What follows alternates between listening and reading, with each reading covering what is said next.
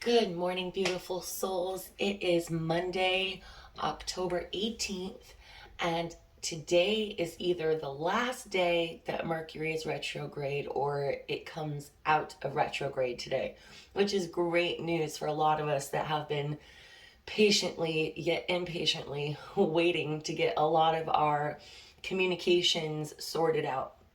So it's time to start getting back into that.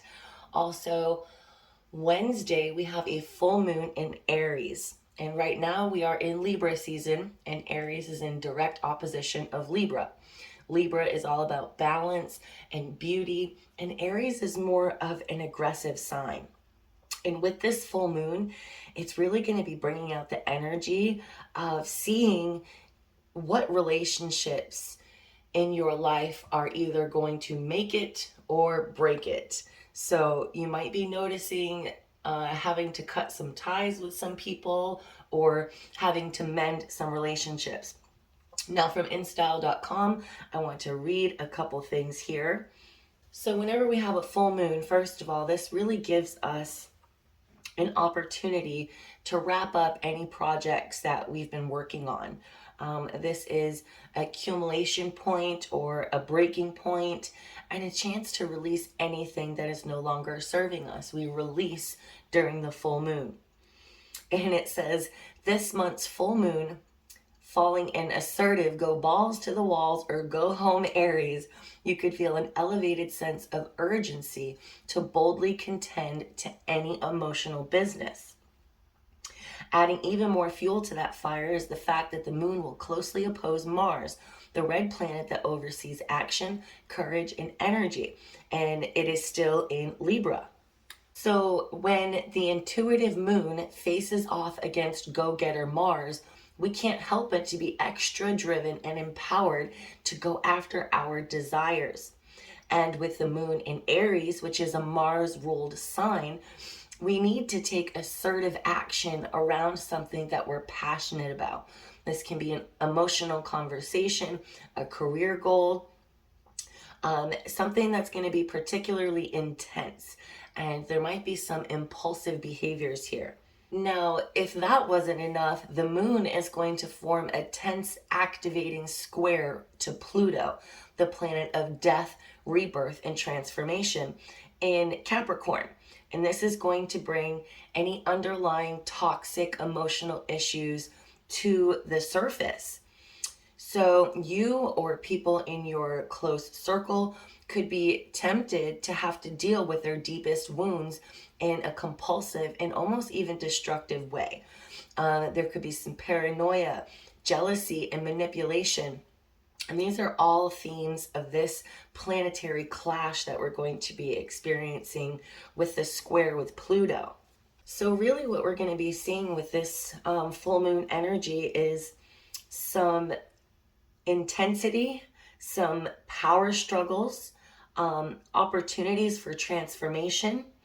And it's time to not be afraid anymore to really burn down, take down anything that is no longer serving you.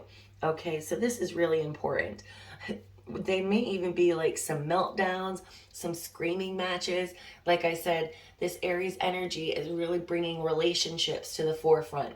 If certain relationships are going to make it or break it, now is the time that the universe is going to help you figure that out. So that's exciting. I swear I feel like we just had the new moon, but I'm always ready for a full moon release. So let's jump right into today's message. Today we have the zombie of control. The dead arise, voices a mumbling.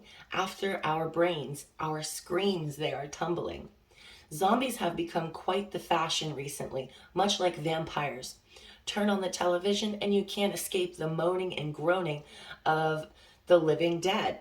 And yes, they do seem to be after your brains. There are even public zombie walks where people dress up as zombies and appear in mass quantities on roads and in cities. But zombies are not merely a fun icon of popular culture. Traditionally, they are mainly associated with the African and Haitian voodoo religion. Zombies are said to be dead bodies reanimated by incantations chanted by a learned practitioner called a Bokor, Bokor, and they are usually enlivened for a purpose. The practitioner is said to capture part of the living soul to animate the body, and that is always a temporary action as the soul cannot be contained in a decomposing body for long, or God will take the soul back. Wow, that's very interesting. One of the most frightening aspects of the idea of zombieism is the idea of our souls and consciousness being trapped inside a body that does not do our bidding, but somebody else's. Another is the idea of being buried alive. The fate of some, it is said, who get trapped in already dead bodies. And I just got chills because for some strange reason, I saw two videos just the other day about, because I like ghost stories and creepy stuff like that. And it's Halloween, so obviously everything's coming out. Two stories about people being buried alive in the 1800s. So just got chills. Yes, that's definitely scary.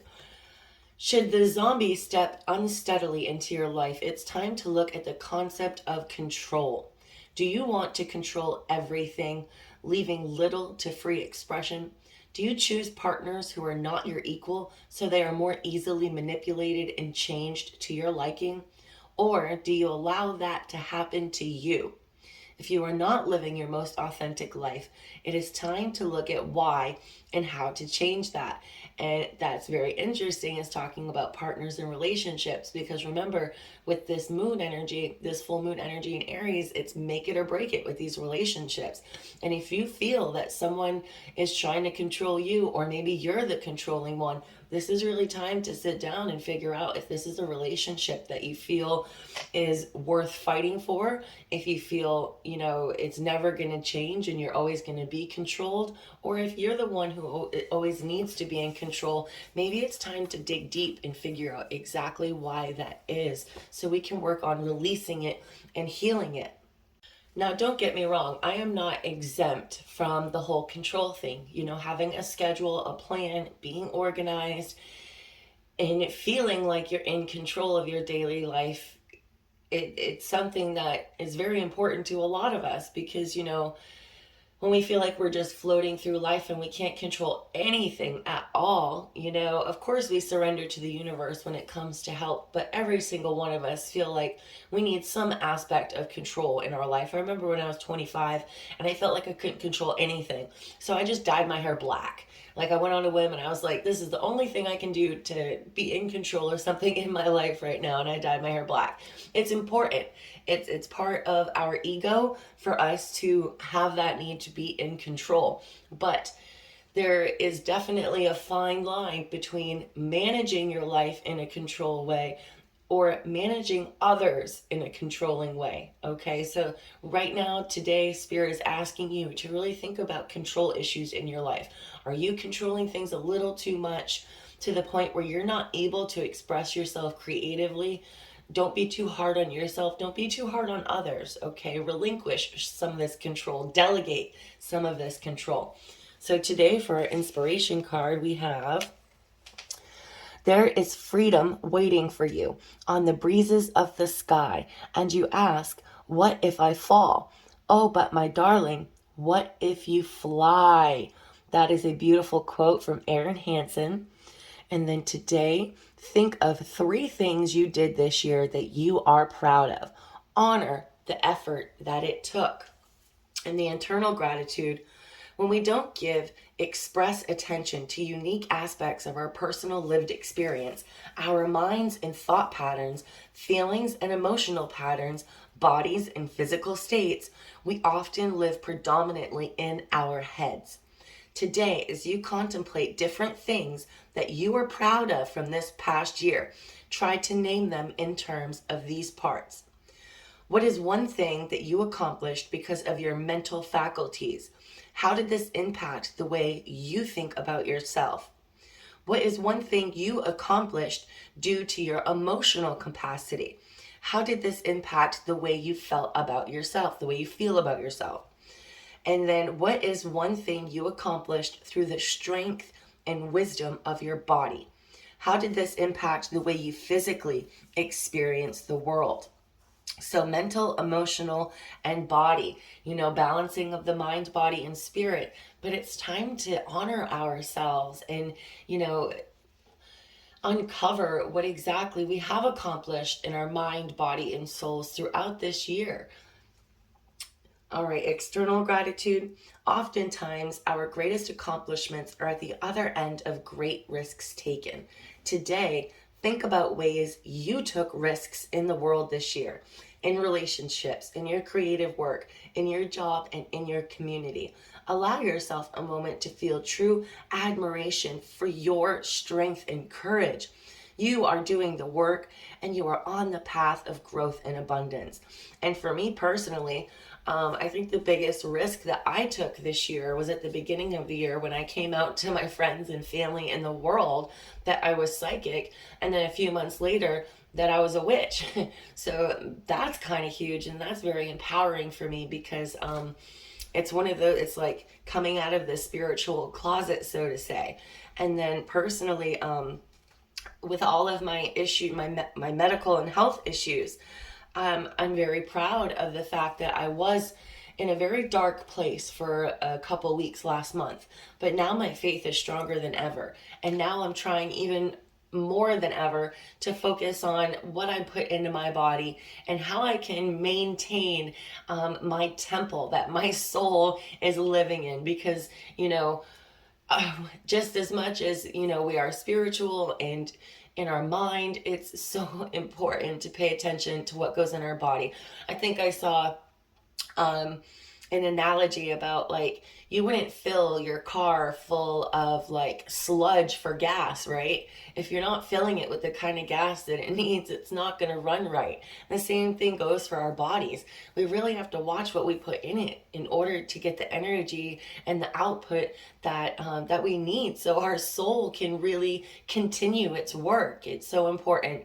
So today, guys, think of 3 different things that you did this year that you are proud of. Not that other people are proud of, that you are proud of. And I would love to hear them if you want to list them in the comments. So I hope you all have a super awesome day. Love, light, and blessings. And I'll be back tomorrow. Bye, guys.